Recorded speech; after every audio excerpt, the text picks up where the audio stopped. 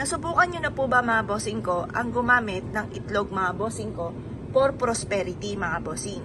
At ganoon din po for healing. At ganoon din po mga bossing ko, sabi nila ay makakatulong din ito. Kung kayo po ay hindi nyo alam kung ano yung tatayaan ninyo, pwede kayong magtanong sa itlog. Ito pa mga bossing ko, nasubukan ko na. Kaya lang po, nakalimang numero lamang po ako. Hindi na po masama mga bossing ko dahil 20 pesos lang po ang aking tinaya at naka 1,000 pesos po ako mga bossing. Tapos, ganun din po, kapag po ikay nakalima naman ay 20,000 pesos, depende sa bola. Kapag nakaapat na numero ka, 1,000 pesos, pagkalima, mga 20,000, depende sa laki ng tatamaan mga bossing. Ngayon po mga bossing, ang gagawin nyo lamang po ay ganito. Kumuha po kayo mga bossing ko ng itlog. At pagkatapos mga bossing ko, humarap ka sa gawing silangan. Kung ikaw po ay hindi nyo malaman kung anong inyong tatayaan, kumuha ka ng isang platito at pagkatapos ay magtanong ka sa ating itlog. Sabihin nyo po, sa numero na 1, ako ba ay tatama? Ngayon, hindi daw. Kasi may pagkakataon na matagal po itong matumba. Kapag matagal siyang tumumba, tayaan nyo na po yun kasi rare po yun. Yung mga rare na yan po ang dala ay swerte.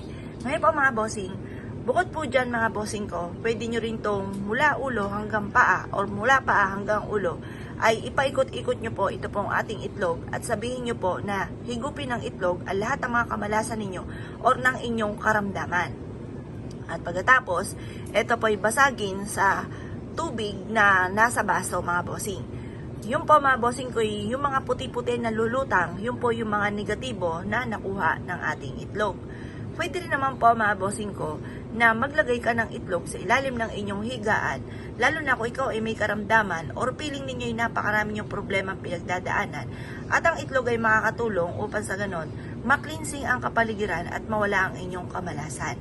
Yan po mga bossing, depende sa kung anong gusto po ninyo. May mga ganon sitwasyon sa mga naniniwala, sa mga simple mga pamamaraan ay maaaring makatulong na sila po ay mawala ang kamalasan at saka for healing kung lagi ka may karamdaman. Ganoon din po mga bossing ko, sinasabi po nila na maglagay ka ng isang itlog mga bossing ko sa likod ng pintuan ng inyo pong main door at ito po ay magtatawag ng swerte. Ngayon po, kung kayo naniniwala at nais po itong gawin, mag-wish ka muna bago nyo po ilagay sa ating mga nabanggit. Punta ka sa gawing silangan at ibulong nyo po dito ang lahat ng inyong ninanais. Lalo-lalo na ang alse ng mga kamalasan na pinagdadaanan po ninyo. Pagtapos na po ay mag-wish mga bossing ko, ibilad nyo lang ito sa sinag po ng araw. At pagkatapos mga bossing ko hanggang alas 8 lamang. At pagkatapos, ito po ay ilagay nyo na sa mga lugar na aking nabanggit or magtanong ka sa itlog kung ano ang inyong tatayaan.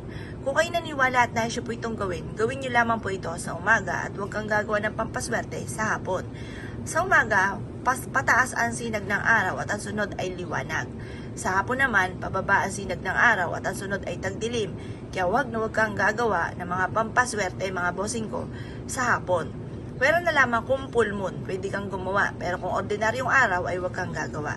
Kung kayo po naniwala at nais po itong gawin, ay siya mga bossing, good luck po sa inyo po lahat.